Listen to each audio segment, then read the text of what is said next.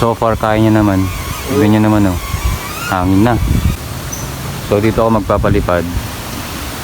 Ang pinakamaganda noon dito kaya nagustuhan ko kasi bukod sa pwedeng solo, may pwedeng controller, tapos yung Cyclops, yung Google Entry. Kaso lang yung Google Entry pag gabi hindi mo siya pwedeng paliparin at hindi siya micro tsaka maka-circle. Puro abante lang kasi hindi naman FPV. Ngayon, testingin lang natin ito yung pinaka-disadvantage niya. Ito lang gusto kong itry dito sa Neo. Kaya bumili ako ng RCN3 na controller. Yung hangin niya, ito yung disadvantage sa kanya. Hindi niya kaya pwedeng tumaas kasi magaan siya.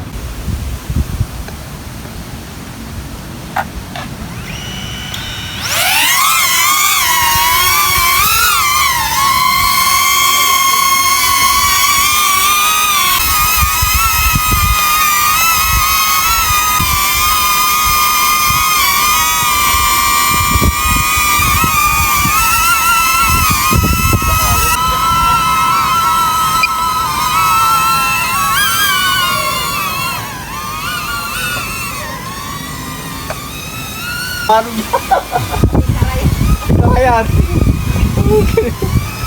So far kaya niya naman. Ganyan naman oh. Hangin na. Tatas pa natin konti. Yun.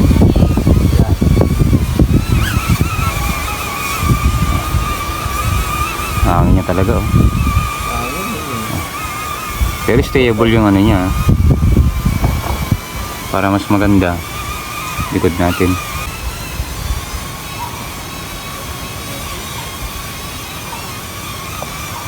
Pero pag nakikita mo, stable naman siya eh. Saan na siya? Doon pa rin kami oh. Stable siya pero one axis gimbal lang kasi ito eh.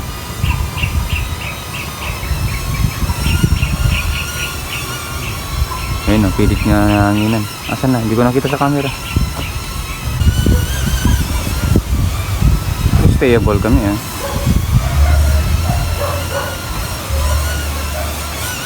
Ang inaano ko dito hindi siya strong wind. Pero kapag tinaas mo nag-strong wind siya. So ibig sabihin mas mataas pag nasa taas. Ay, mas mataas siya pag mas mataas. So ibig sabihin nag-strong wind lang siya kapag lalong tataas.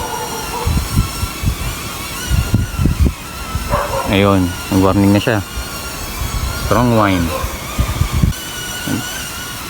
Nagwa-warning siya dito ng strong wind. Taas pa natin konti.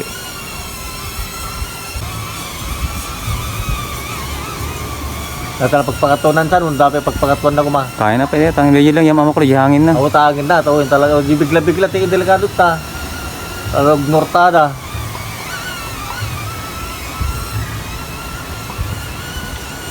Nakain, subain. Oh yun, DJ, tiket ko lang yun, dito. Yun oh, yun. Hindi na kaya. Late response pa siya pag nag Yun. Sige, hangin mo. Nagwa-warning na siya. Baba natin konti. Ayun. Kaya niya. Late response pa sa warning niya. Ayun oh, nagba-vibrate siya kapag ano. Papakita sa kanya ng strong wind.